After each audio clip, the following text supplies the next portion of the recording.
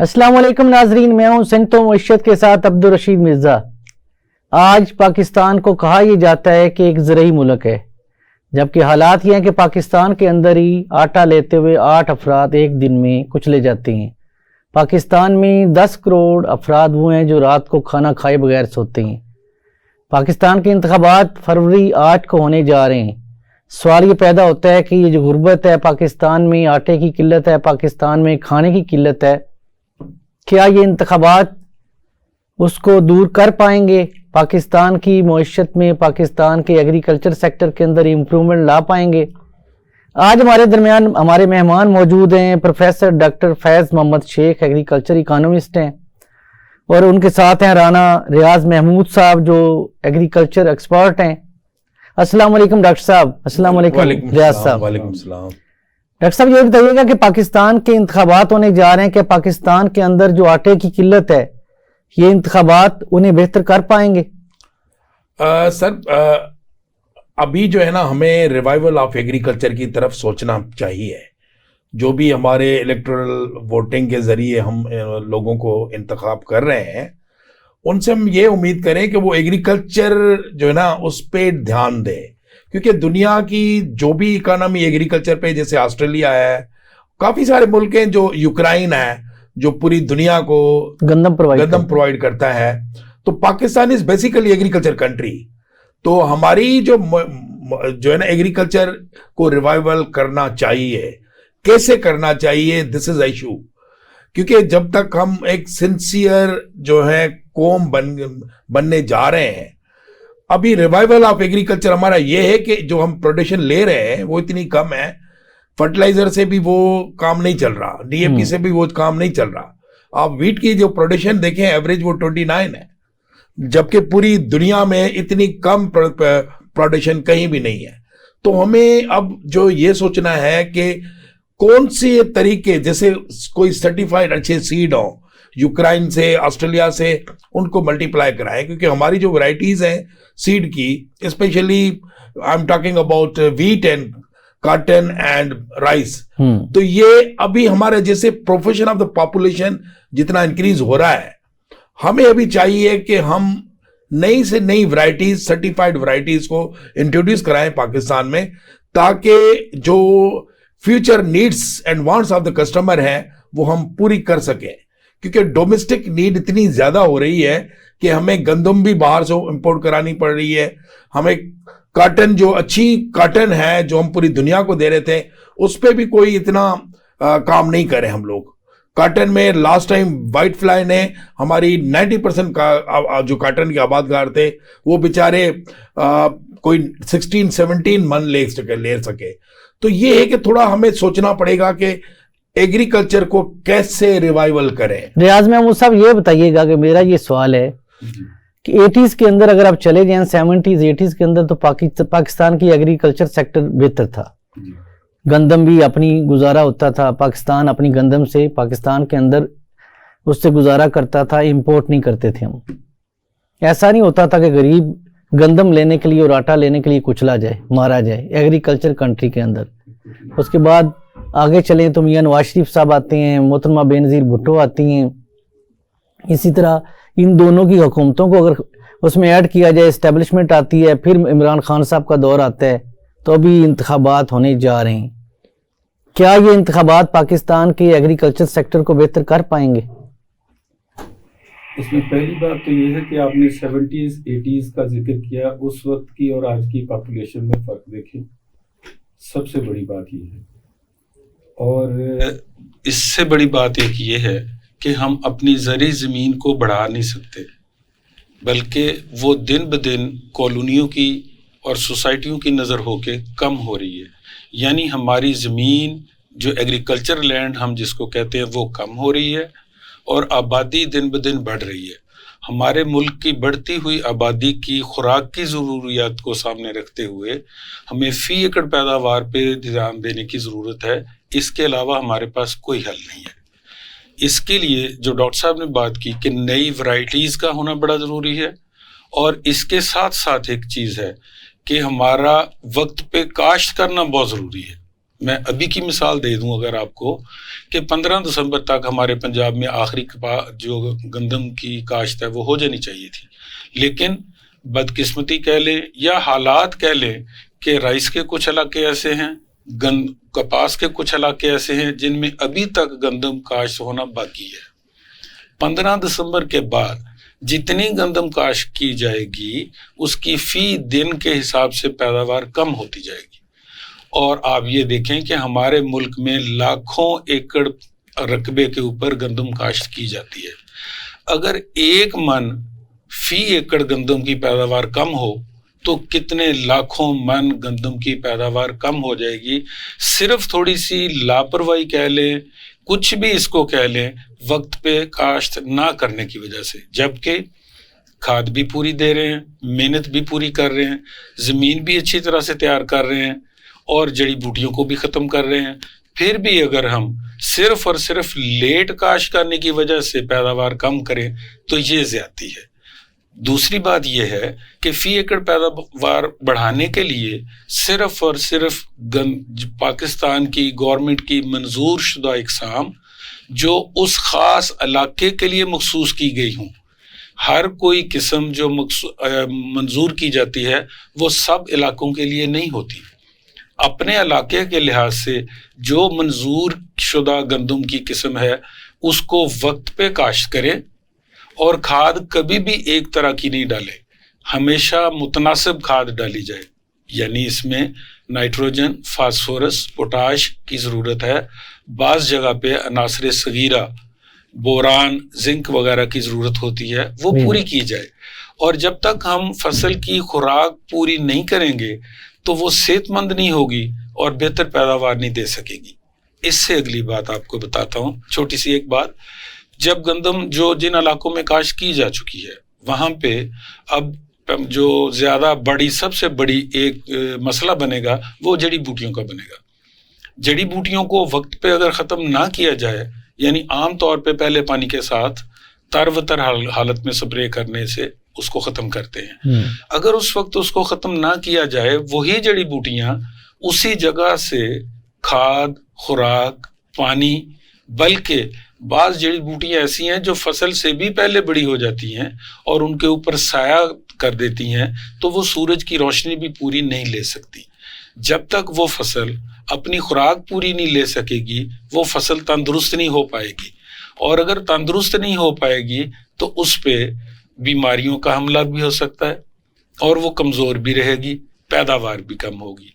हमारा अल्टीमेट मकसद इस वक्त ये होना चाहिए, जितना हमारे पास रकबा है उसमें से हम फी एकड़ पैदावार बढ़ाने के लिए कुछ भी करें, हमें फी एकड़ पैदावार बढ़ा के ही अपने मुल्क की खुराक की ज़रूरत को पूरा कर सकते हैं।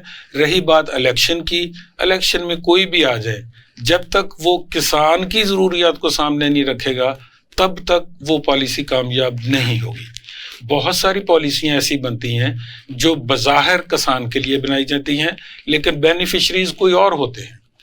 किसान के लिए इतनी सहूलत ज़रूर होनी चाहिए कि उसको जो इनपुट्स दी जाती हैं वो आसानी से मिल जाएं, उसके लिए उसको पूरा दिन ज़लील व ख्वार ना होना पड़े, और उसके लिए वो कार्ड निकला, कार्ड फिर उसमें टेलीफोन में डाला, फिर गवर्नमेंट के साथ रजिस्ट्री करके उसमें से जाके 400-500 का फ़ायदा लिया, किसान का पूरा दिन तो ज़ाया हो गया। इसमें बेनिफिट इस किस्म का किसान को दिया जाए जो उसके डोर स्टेप पे उसको मिले, ताकि आसानी से वो हासिल कर सके और वो बर वक्त उसको इस्तेमाल करके अपनी फसल को बेहतर कर सके। डॉक्टर साहब ये बताइएगा कि अभी मैं एक केनाल्स का एक प्रोजेक्ट था एशियन डेवलपमेंट बैंक का, उसका विजिट करके आया, ये खानेवाल, बावल नगर, साहिवाल, जहाँ पे ये LBTC का कमांड एरिया है, वहाँ पे लोगों की जो मकई की फसल है वो बाहर इस तरह पड़ी हुई है कि जैसे उसकी रीज़न एक नज़र आती है कि इस दफ़ा मकई की जो प्राइस है वो काफ़ी नीचे आ गई। यानी पिछले साल अगर वही 2700-2800 के ऊपर जो ट्रेड होती रही, इस दफ़ा 1500 और 1600 रुपये उसकी प्राइस है। तो आप किसान को क्या मशवरा देना चाहेंगे कि जब वो कोई भी बीज या प्लान करता है कि हमने इस साल ये फसल लेनी है, तो उसमें उसका वो किस तरह प्लान करें कि वो इस तरह के, एक तो पाकिस्तान की डिमांड एंड सप्लाई को भी सामने रखे और दूसरा नुकसान से बच सके? सर उसमें बहुत इजी यही है कि अब देखो एग्रीकल्चर इतनी एडवांस हो चुकी है पूरी दुनिया में कि वो हमारे किसान को भी सोचना चाहिए कि गैप में करें। ऐसा नहीं है जो एक विंडो आपको गैप मिलती है पहले, जैसे टमाटर है, टमाटर अगर आपका 15 फरवरी या 1 मार्च तक आ जाता है तो उसकी प्राइस 100 रुपीज होती है। वही टमाटो सारे जो है उगाते लेट हैं और वो आ जाते हैं अप्रैल में तो वो 10 रुपए का मिलता है। अब इनके साथ भी यही हुआ है कि क्योंकि डिमांड बहुत ज्यादा थी मकई की नवंबर दिसंबर में, अगर ये विंडो जो है ना ये थोड़ा सा 15 दिन पहले ये मार्केट में आ जाता तो हो सकता है उन किसानों को बहुत ज्यादा फायदा होता मकई का। अब वो प्राइस इतने गिर गए हैं, दो चीजें हैं, एक तो हमारे फार्मर कहते हैं कि वीट करो तो सारे वीट करते हैं, टमाटो तो सारे टमाटो करते हैं। उनको मल्टीपल क्रॉप की तरफ जाना पड़ेगा कि एक क्रॉप ने अगर हमें कोई नई प्राइस अच्छी है तो दूसरे क्रॉप की अच्छी होनी चाहिए। हमारे किसान क्या कर रहे हैं कि अगर टमाटो है तो वो टमाटो, अब ओनियन को देखें, ओनियन की प्राइस हाइक है, ओनियन इस वक्त 200 रुपीज में भी नहीं मिल रहा। क्यों? अब देखो ना जो बंदे जो किसान ओनियन लगाई है अभी हैदराबाद वाले, मीरपुर खास वाले या आपके लोअर पंजाब में, तो ओनियन की प्राइस बहुत ज्यादा बढ़ी है। तो अगले साल ये क्या करेंगे कि सारे ओनियन करेंगे तो उसमें ये होगा कि डिमांड ओनियन की इतनी होगी ही नहीं और सप्लाई बढ़ जाएगी, डोमेस्टिक जो सप्लाई है वो रेस्ट्रिक्ट हो जाएगी क्योंकि अब जब मार्केट में डिमांड नहीं होती तो उसकी प्राइस पहले ही कम हो जाती है। रियाज साहब ये बताइएगा कि दुनिया के अंदर अब ये किया जाता है कि जैसे हमारी मकई की कास्ट ज्यादा हुई या कोई भी हमारी क्रॉप ऐसी है कि जो इंक्रीज कर जाती है हमारी डिमांड से, हमारे जो फार्मर्स को ट्रेनिंग दी जाती है कि आप एक अच्छी क्वालिटी के साथ पैकिंग करके उसे एक्सपोर्ट के लिए सेंटर्स बनाए जाते हैं ताकि उसको एक्सपोर्ट किया जा सके, ताकि पाकिस्तान में अगर डिमांड और सप्लाई में गैप है और सप्लाई बढ़ गई है ताकि उनको हम बाहर भेजें ताकि किसान को कोई फायदा हो सके। तो उसके लिए हमारे पास क्या प्लानिंग है? बहुत अच्छा सवाल किया आपने। इसकी तरफ तवज्जो देने की अशद ज़रूरत है, गवर्नमेंट कोई भी हो। हमारी ऑलमोस्ट वेजिटेबल और फ्रूट्स की बात मैं करूं अगर, तो तकरीबन 30-40% पकने के बाद इनकी जिस वक्त चुनाई की जाती है, तोड़ाई की जाती है, कटाई की जाती है, कुछ भी उसको कह लें, मार्केट तक आते और कंज्यूमर तक पहुंचते 40% लॉस हो चुका होता है, क्योंकि इसमें हम खास मैकेनाइजेशन का इस्तेमाल नहीं कर रहे और छोटे किसान अफोर्ड ही नहीं करते। बड़े किसान के लिए ये है कि वो कर लेते हैं, और अगर इसको प्रॉपर पैकिंग में सिर्फ और सिर्फ खेत से मंडी तक ले आया जाए तो किसान का इसमें भी बड़ा फायदा है। और वो सिर्फ प्लास्टिक की पेटियां आम मार्केट में मिलती हैं, वो लेके और तोड़ते वक्त फ्रूट हो या सब्जी हो थोड़ी सी एहतियात कर ली जाए, यानी उसे चोट ना लगे। उससे ये होता है कि उसकी शेल्फ लाइफ बढ़ जाती है। वो अगर आज नहीं बिक पाई कल तक बिक जाएगी, ठीक रहेगी, खराब नहीं होगी। जब वो तुड़ाई के दौरान या ट्रांसपोर्ट के दौरान उसके ऊपर वजन आ जाने से उसके अंदर ऐसी वो खराबी पैदा होती है कि वो उसकी शेल्फ लाइफ कम से कम हो जाती है और क्वालिटी भी खराब हो जाती है। वो तो लोकल मार्केट तक नहीं हम उसकी प्राइस पूरी ले सकते। एक्सपोर्ट के लिए तो इसकी पूरी ट्रेनिंग देने की ज़रूरत है हमारे उन काश्तकारों में जो ख़ास तौर पे थोड़े से ज़्यादा रकबे पे काश्त कर रहे हैं। चंद एक कर रहे हैं, वो एक्सपोर्ट भी कर रहे हैं और बहुत ज़्यादा अर्निंग भी कर रहे हैं, लेकिन ज़्यादातर हमारे पास छोटा काश्तकार है, स्मॉल काश्तकार है, जिसके पास लैंड होल्डिंग थोड़ी है। वो तो एग्रीकल्चर मशीनरी भी पूरी तरह से खरीद नहीं सकता। ये चीज़ें गवर्नमेंट को इस तरफ तवज्जो दे के, जबकि गवर्नमेंट की मुख्तलिफ पॉलिसियों में सब्सिडाइज्ड एग्रीकल्चर के इम्प्लीमेंट्स दिए जा रहे हैं मुद्दतों से, जो वाकई जिम्मेदार हैं वो गवर्नमेंट के साथ जब उनकी रजिस्ट्रेशन हो जाती है, गवर्नमेंट उनको फर्टिलाइज़र पे भी सब्सिडी देती है, उनके ज़रूरी आलात के ऊपर भी सब्सिडी देती है, लेकिन थोड़ी सी मेहनत करनी पड़ती है। पहले ये था हमारा काश्तकार इतना पढ़ा लिखा नहीं था, इतना प्रॉपरली उसको फॉलो अप नहीं कर सकता था। अब अगली जनरेशन उनकी आ चुकी है और वो उसको फॉलो अप भी देती है और करती भी है। और पहले की निस्बत आप देखें तो फी एकड़ पैदावार भी ऑलमोस्ट बहुत सारी क्रॉप्स की डबल से भी ज्यादा हो चुकी है। इसका मतलब ये है कि इस पे काम हुआ है, इसके सीड पे भी काम हुआ है और फसल की मैकेनाइजेशन पे भी, ज़रूरी आलात पे भी पूरी तरह से वर्किंग हुई है, तो ही पैदावार बढ़ी है।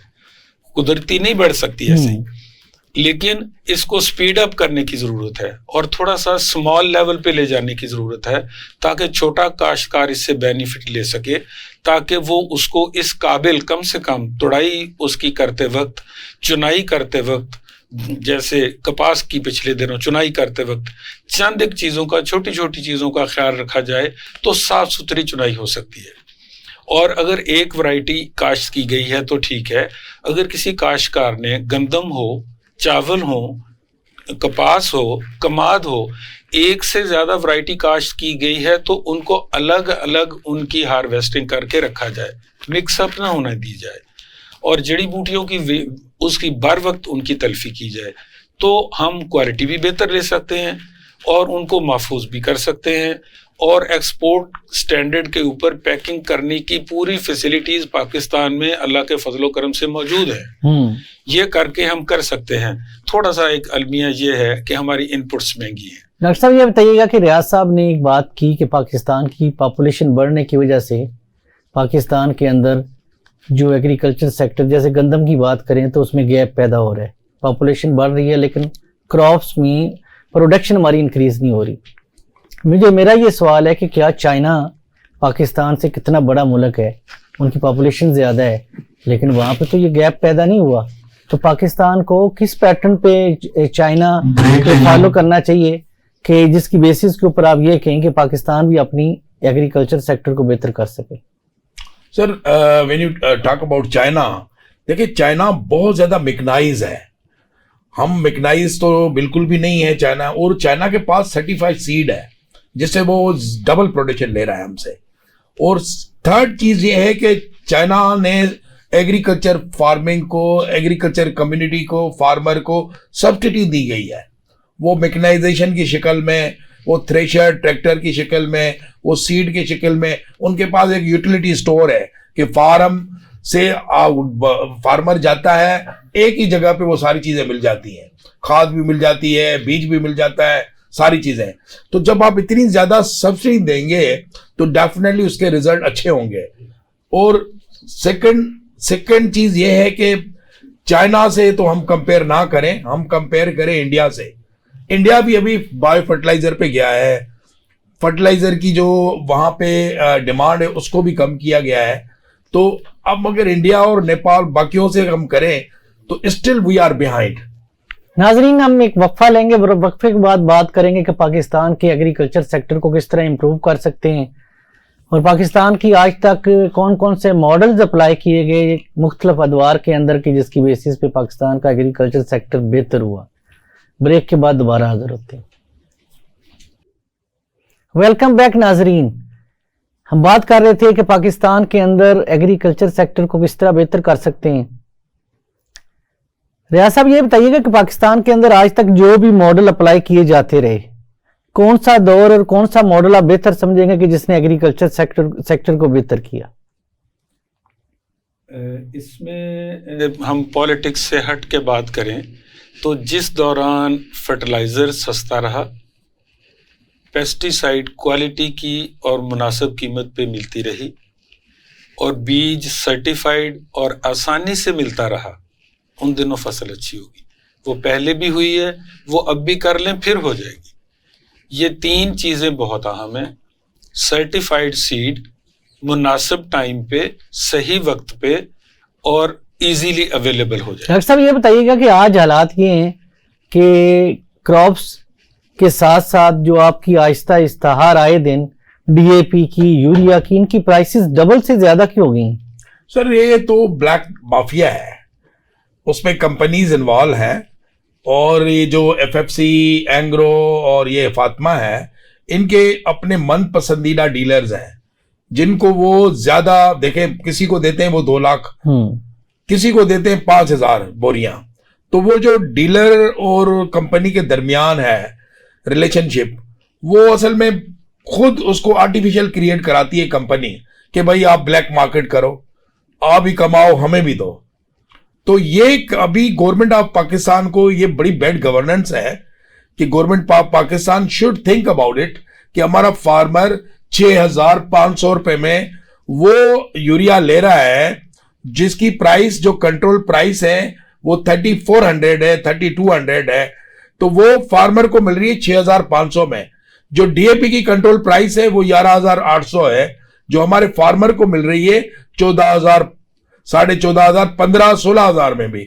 तो इसमें जो मैकेनिज्म है कि किसी मनपसंद डीलर को वो ज्यादा देते हैं, इक्वल डिस्ट्रीब्यूशन नहीं है, और उसकी वजह से ये कंपनी को भी पता है, ये एफएफसी को भी पता है, ये एंग्रो को भी पता है, ये फातिमा को भी पता है, ये गवर्नमेंट को भी पता है, गवर्नमेंट को भी पता है डेफिनेटली, बिकॉज अब तो वो सारे डीसी एससी जो भी हैं वो भी अभी देखें ना वो कंट्रोल नहीं कर पा रहा है। ये वाहिद मुल्क है जिसमें किसान को इतना ज्यादा पीड़ा जा रहा है, जिसकी 2 एकड़ 3 एकड़ लैंड है, उसकी कास्ट ऑफ प्रोडक्शन इतनी ज्यादा हो जाती है कि उसको बचता कुछ भी नहीं है। वो बेचारा जो किसी भी बंदे से वो कर्ज लेता है, वो बैंक से ले, दोस्त से ले या किसी से ले, उसका कर्जा ही नहीं उतरता। बल्कि अभी हम जो विजिट करके हैं उसके अंदर एक जो चीज पिछले 1-2 साल के अंदर इंक्रीज हुई काफी ज्यादा, वो जमीनों के ठेके हैं कि यानी अब आपने जमीन अगर कॉन्ट्रैक्ट पे लेनी है तो वहां पे कुछ 2,30,000 से लेके 3 लाख रुपए तक पर एनम जमीनों के ठेके हो गए हैं। तो और साथ कॉस्ट ऑफ प्रोडक्शन उसकी वजह से इंक्रीज हो गया। तो किस तरह मुमकिन है कि किसान अपनी उसमें को बचत कर पाएगा, को प्रॉफिट गेन कर पाएगा? सर किसान को भी चाहिए कि मल्टीपल क्रॉप पे जाए। अब जैसे पल्सेस हैं, पल्सेस में ना आपको डीएपी की जरूरत है ना ही आपको फर्टिलाइजर की जरूरत है, तो वो क्यों नहीं काश्त करते चने को अच्छे तरीके से ग्रेडिंग करके पैक करके मार्केट में दे, तो चने की प्राइस जो पर मन है वो 16,000 भी है, 14,000 भी है।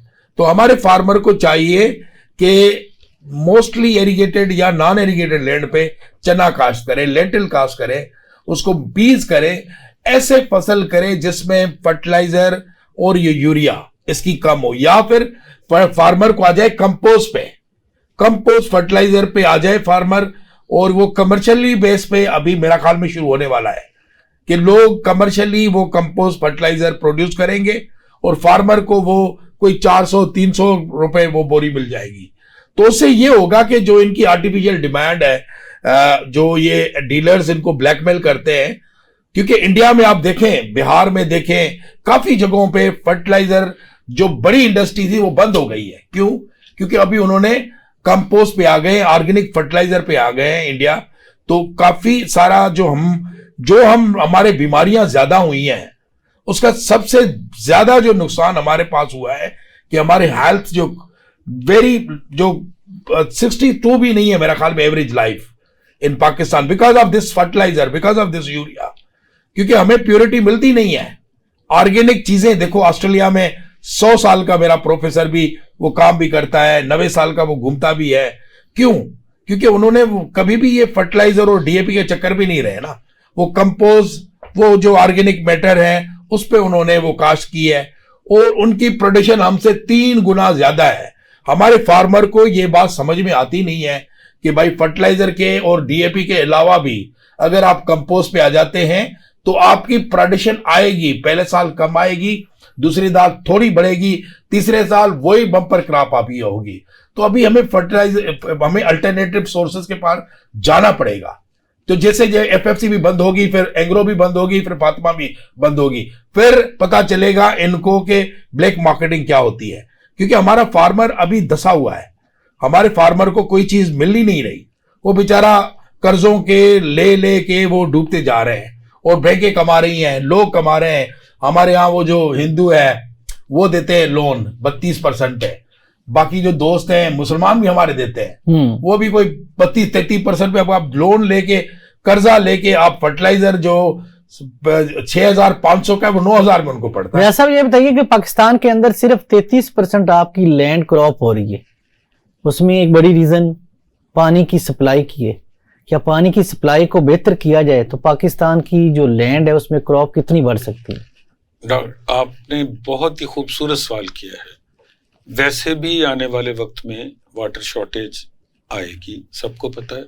ग्लोबल वार्मिंग हो रही है, सबको पता है।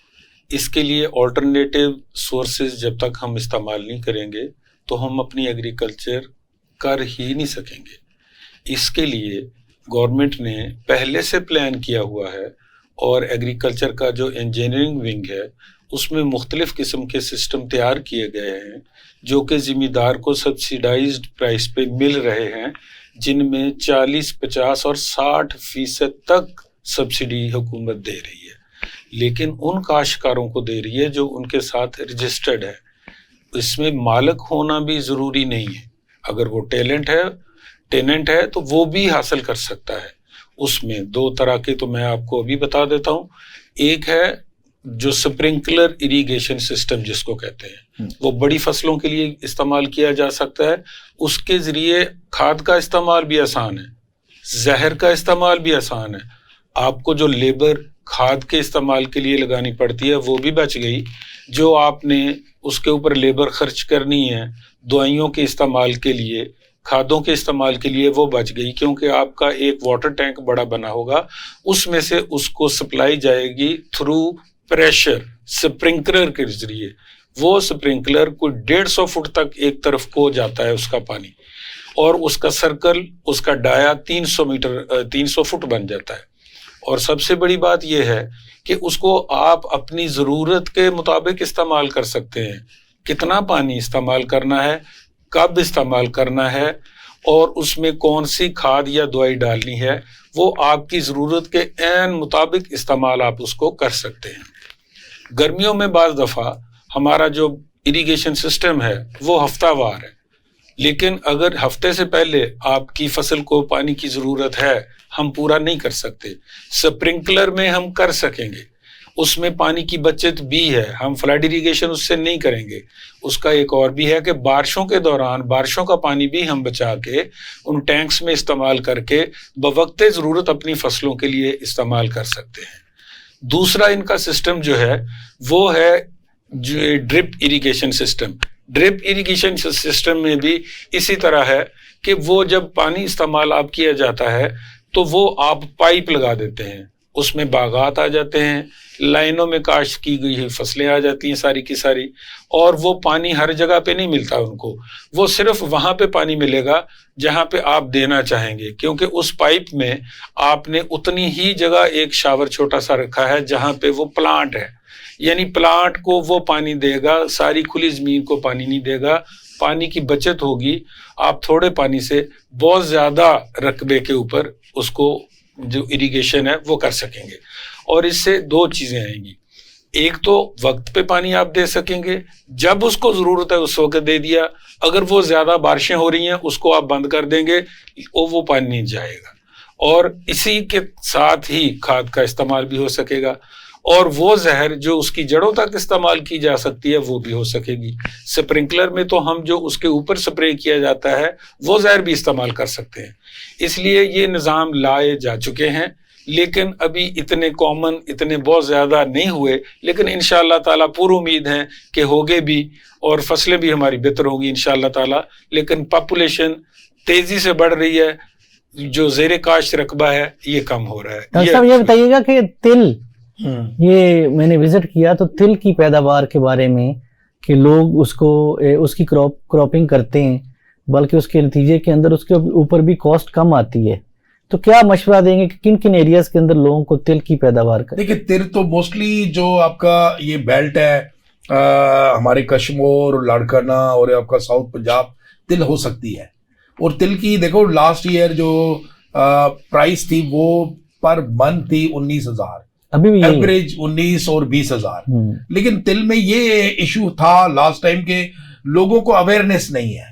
हमें फार्मर को जब कहना पड़ता है कि आप अल्टरनेट क्रॉप पे जाएं तो बड़ी मुसीबत उनको ये होती है कि ये क्रॉप होगा या नहीं होगा। भाई होगा क्रॉप और बहुत अच्छा होगा, लेकिन हम फार्मर जो एग्रीकल्चर एक्सटेंशन रिसर्च ये फार्मर्स को मोटिवेट करें। हम जैसे रिसर्च यूनिवर्सिटी वाले लोग हैं, हम उनको जो अलाइन करें, उनको एग्रीकल्चर एक्सटेंशन को, रिसर्च को और एक्सटेंशन वर्कर को कि they have to go there, वो फार्मर्स के पास जाएं और फार्मर को कहें कि आप दूसरे क्रॉप लगाएं। आपको मैं आप बताऊं, अभी एक हाइब्रिड जो है ना सरसों का बीज आया है हाइब्रिड, वो ऑस्ट्रेलिया का इसका है, चाइना का है, लेकिन देखिए उसकी प्रोडक्शन बहुत अच्छी आ रही है। सरसों भी आप देखें कि उसका भी 17-18 हजार मन जा रहा था, लेकिन अभी थोड़ा सा कम हुआ है 13-12, लेकिन उसकी भी प्रोडक्शन अच्छी है। तो आप डिफरेंट क्रॉप करें तो आपको बचत होगी।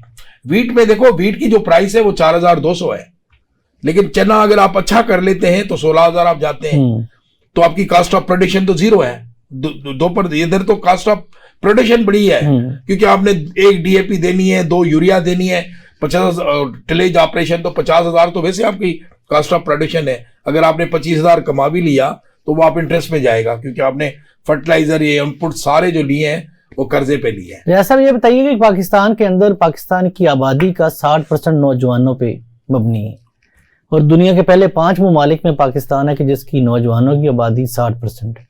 यानी हम कह सकते हैं कि अगर पाकिस्तान की 25 करोड़ आबादी है तो उसमें 14 करोड़ नौजवान है माशाल्लाह। अब अगला सवाल यह है कि पाकिस्तान के अंदर उसमें ज़्यादा तबका ऑब्वियसली हमारी आबादी का वो है कि जो हमारे देहाती एरिया में, उन एरियाज़ में रहता है जहाँ पे एग्रीकल्चर सेक्टर फॉल करता है। क्या आप कोई ऐसा प्लान रखते हैं कि उन्हें ऐसी ट्रेनिंग दी जाए, उन लोगों को ऐसी यूनिवर्सिटीज़ में भेजा जाए या एक्सपर्टीज दी जाए जिससे पाकिस्तान का जो ज़रूरी शोबा बेहतर हो सके? इसमें सबसे अहम चीज़ ये है कि आप खुद इसको जनरल एनालाइज किया जा सकता है, जिसमें प्रॉफिट ज़्यादा होता है, लोग खुद ब खुद उसमें चले जाते हैं। इसमें चूंकि फ़िलहाल छोटे काश्तकार के लिए तो बहुत बड़े मसाइल हैं। दूसरा, अभी डॉक्टर साहब ने बात की कि गंदम की बजाय अगर दूसरी क्रॉप्स लगाई जाएं, गवर्नमेंट की देखें एक पॉलिसी होती है कि हमें इतने लाख मिलियन टन जो है वो गंदम चाहिए, वो उस पे जोर देना पड़ता है कि वो लगाई जाए। हालांकि डॉक्टर साहब की बात बिल्कुल ठीक है, बहुत सारी ऐसी फसलात हैं जिनके जरिए हमारा काश्तकार इससे कई गुना ज्यादा फायदा ले सकता है, जबकि वो फायदा लेने के लिए उसको बताने के लिए हमारा मीडिया है, और ज्यादातर मीडिया वो है जो हुकूमत बताती है, हुकूमत रिसर्च करती है, बताती है, उन्हीं से पता चलता है। इसके लिए 2 चीजें आ जाती हैं। एक तो ये कि नौजवान, आपकी बात बिल्कुल दुरुस्त है, इन नौजवानों में मोस्टली अब जो यंग जनरेशन है ये काश्तकारी में आ रही है, और ये अपने बुजुर्गों की निस्बत कई गुना ज्यादा पैदावार ले भी रही है, दिलचस्पी भी इनकी बढ़ रही है। लेकिन कोई ऐसा फोरम, ऐसा इदारा नहीं है जो इनको मजीद इस तरीके से मोटिवेट किया जाए, यूनिवर्सिटीज़ में जाके मोटिवेट किया जाए। सिर्फ एग्रीकल्चर जो रिलेटेड यूनिवर्सिटीज़ हैं उनके अलावा बाकी यूनिवर्सिटीज़ में भी जाके, क्योंकि किसानों के बच्चे तो हर इदारे में हैं, स्कूलों तक को जाके उनको छोटे छोटे बेशक लेक्चर दे के थोड़ी थोड़ी अवेयरनेस दी जाए, ताकि वो उनकी जो यंग जनरेशन है वो इस तरफ को आए। तो ये किया जा सकता है अगर इरादे ठीक हो। हाँ, सब कुछ हो सकता है। डॉक्टर साहब, पाकिस्तान के अंदर अभी जो कुछ एरियाज ऐसे हैं जिसमें हमारी अबाउट कुछ $10 बिलियन की हम इंपोर्ट करते हैं, जिसमें आपकी सोयाबीन और ये वो कंपोनेंट्स हैं जिससे ऑयल प्रोड्यूस होता है। तो क्या पाकिस्तान के अंदर उसे अब मिनिमाइज नहीं कर सकते या उसे, ताकि पाकिस्तान का फॉरेन रिजर्व बच सके? नहीं, अभी लास्ट कपल ऑफ ईयर से सोयाबीन की काश्त, एक प्रोजेक्ट भी आया है फैसलाबाद एग्रीकल्चर यूनिवर्सिटी के पास, तो सोयाबीन अभी काश्त हो रही है, और ऑयल सीड क्रॉप, काफ़ी क्रॉप जो है ना फैसलाबाद उसकी विसिनिटी में अभी शुरू किए हैं। जैसे जैसे अवेयरनेस, मैंने जैसे बताया ना कि हमारा फार्मर बहुत ज़्यादा रिलेक्टेंट है, उसको तो यही पता है कि राइस, वीट, कॉटन, बाकी का पता भी नहीं है। तो उनको जब ये मल्टीपल क्रॉप की तरफ जाना पड़ेगा, तो ये सोयाबीन और दूसरे क्रॉप में जब उनको एक किसान को नजर आएगा कि इसमें मुझे ज्यादा प्रॉफिट है, तो वो स्लोली ग्रेजुअली वहां जाएंगे। तो सोयाबीन का तो अभी बड़ा प्रोजेक्ट आया है पाकिस्तान में, तो डेफिनेटली उसका असर होगा और हमारा इंपोर्ट बिल भी कम होगा, क्योंकि हमारा जहां तक इंपोर्ट बिल का है तो हम डेट्स यहां प्रोड्यूस करते हैं, दुनिया की अच्छी डेट्स, लेकिन हम इंपोर्ट भी करते हैं। आम हम इंपोर्ट भी करते हैं, एक्सपोर्ट भी करते हैं। हमारे जो एक 0.005 अपर एंड क्लास है, अपर अपर अपर जिसको कहते हैं, वो हर चीज हमारे पास, वो कहते हैं हमें फॉरेन की चाहिए। तो दिस इज ये हमारे पास अलमिया है कि हमें अपने प्रोडक्ट्स को मोटिवेट, जैसे इंडिया है, इंडिया ने एक नारा लगाया है, बी इंडियन बाय इंडियन, उसकी 70% एक्सपोर्ट है, 30% हमारे पास उल्टा है, हमारे पास 70% जो है वो इंपोर्ट है, 30% एक्सपोर्ट है।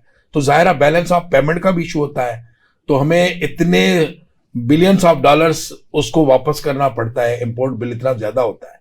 तो हमें ये सोचना चाहिए अपने फार्मर को कि डिफरेंट क्रॉप की तरफ जाया जाए, तो उससे वो जो प्रॉफिट होगा, एक तो हमारा इंपोर्ट बिल कम होगा और वो प्रॉफिट जनरेशन एक ज्यादा होगी उन सोयाबीन और डिफरेंट ऑयल सीड क्रॉप। ऐसा भी बताइएगा। सॉरी, मैं डॉक्टर साहब की बात को आगे बढ़ाऊंगा थोड़ा सा, कि जैसे डॉक्टर साहब ने सोयाबीन की बात की है, हमारा जो एडिबल ऑयल है, खुर्दनी तेल है, हमें इंपोर्ट करना पड़ता है बहुत बड़ी मिकदार में, जिसमें हमारा बहुत सारा ज़र मुबादला खर्च हो जाता है। हमारे काश्तकार अगर सिर्फ और सिर्फ, ज़्यादा ना सही, सिर्फ अपनी ज़रूरत के लिए, बेशक वो 1 एकड़ में, आधे एकड़ में जितना अफोर्ड करते हैं, उन इलाकों के मुताबिक जो खुर्दनी फसल उनके लिए, उस इलाके के लिए सूटेबल है। मुख्तलिफ फसलात है ना जी, सनफ्लावर है, जिसमें मकई है, जिसमें सोयाबीन है, कैनोला है, बहुत सारी फसलें हैं जो एडिबल ऑयल है जिनका, वो सिर्फ अगर अपने ज़ाती घर के लिए भी लगा के इस्तेमाल कर लें और फसल तैयार करके रख लें, जैसे तेल है सरसों का, सरसों के तेल को क्या हो जाना है, इसमें तो अचार रख दो तो कई साल खराब नहीं होता। 1 साल के लिए हम उसको तैयार करके, साफ करके, बहुत आसान तरीका है, कुछ मुश्किल नहीं है, तैयार करके अपने घर में रख लें। ये बाजारी तेल से 100 गुना ज्यादा, 1000 गुना ज्यादा बेहतर है हमारी सेहत के लिए। ये हमारे जिस्म में जमता नहीं है, ये दिल के अमराज पैदा नहीं करते हैं, और ये सिर्फ और सिर्फ अगर 1 साल करके देख लेंगे, आप देखें कि वो दूसरे साल जरूर करेंगे। इससे थोड़ा सा जायके में फर्क जरूर आ जाता है, लेकिन अडॉप्ट करना मुश्किल नहीं होता। हम चाइनीज पहले नहीं इतने शौक से खाते थे, लेकिन टेस्ट डेवलप हो गया, अडॉप्ट कर लिया, अब शौक से खाते हैं। थोड़ी देर के लिए, 1-2 साल के लिए, अगर छोटे किसान भी, बड़े किसान भी अपने घर के इस्तेमाल के लिए खुर्दनी तेल कर लें, तो यकीन कीजिए हम कितना ज़र मुबादला बचा सकते हैं, जो हमारे बाकी तरक्याती कामों में इस्तेमाल हो सकता है। डॉक्टर साहब ये बताइए कि इन्वायरमेंटल चेंजेस आ रही हैं, सैलाब आता है तो 30 मिलियन पॉपुलेशन इफेक्ट होती है, पूरा सिंध डूब जाता है, वहां पे आपकी सारी क्रॉप्स डैमेज होती हैं, तो उसको किस तरह मैनेज किया जा सकता है? और दूसरा, सैलाब आने के बाद किसान को जो जिस जमीन के ऊपर जो उससे मुतासर हुई है, मैक्सिमम उसकी यूटिलाइजेशन के लिए किस तरह प्लान करना चाहिए? वैसे किसान जो है ना हमारा, देखें लास्ट टाइम जो सैलाब आया था उसके बाद वीट की बहुत अच्छी क्रॉप हो गई थी, बहुत बम्पर क्रॉप हुई है वीट की। तो क्लाइमेट चेंज को भी हमें देखना चाहिए कि अगर ऐसी चीजें आ जाती हैं जो हमारे बस में नहीं है, क्योंकि ज्यादा बारिशें होना पहले नहीं था। 2022 में इतनी ज्यादा बारिशें हुई हैं कि पूरा ऐसे समझो कि सिंध सैलाब की तरह डूब गया था। लेकिन उसके बाद जो क्रॉप आई वीट की, वो बहुत अच्छी हुई, तो उससे काफी लॉस बर्दाश्त हुआ। लेकिन ये भी है कि सैलाब आने से काफी सारे इलाके थे जहां पे जो पीएच लेवल थी जमीन की, सॉइल की, वो ज्यादा थी, वो कम हो गई। तो सैलाब के कुछ फायदे भी हैं। सैलाब ने जो जमीन, जो सॉइल इरोजन थी, काफी सारी चीजों में कुछ फायदा भी हुआ, लेकिन हमारी कॉटन की फसल को बहुत ज्यादा डैमेज हुआ, कॉटन बिल्कुल तबाह हुई। और हमें, मेरा ख्याल में लास्ट ईयर में पढ़ रहा था कि कॉटन हमने कुछ इंपोर्ट भी की है। तो ये है कि क्लाइमेट जो चेंज आ रहे हैं, हमें उसको देख के, डेट्स अभी भी, इस साल भी हमारी डेट्स की फसल खत्म हुई है, 22 में भी कुछ नहीं हुई, हमने डेट इंपोर्ट की है ईरान से और बाकी मुल्कों से। तो कुछ हमें क्लाइमेट चेंज को देख के भी फसलें लगाने चाहिए, थोड़ा आगे कर लें। जुलाई से पहले पहले हमारी खजूर आनी चाहिए, जुलाई से पहले पहले हमारे 4-5 जो है ना चुंडे जो है ना इसके कॉटन के हो जाएं, तो कम से कम जो लॉस है वो मिनिमाइज हो सकता है। नाज़रीन, पाकिस्तान के अंदर आज हम अपने हुक्मरानों को पॉलिसीज ऐसी डिज़ाइन करने के लिए कहेंगे कि जिससे पाकिस्तान की मईशत, पाकिस्तान का किसान और पाकिस्तान की एक्सपोर्ट आहिस्ता आहिस्ता ज़रूरी शोबे में बेहतर होती चली जाए, ताकि पाकिस्तान का फॉरेन रिजर्व बढ़े, पाकिस्तान की वो 10 करोड़ आवाम जो रात को खाना खाए बगैर सोती है, उसे गंदम और आटा मिल सके। अगले प्रोग्राम तक के लिए इजाज़त दीजिएगा। अल्लाह हाफिज़।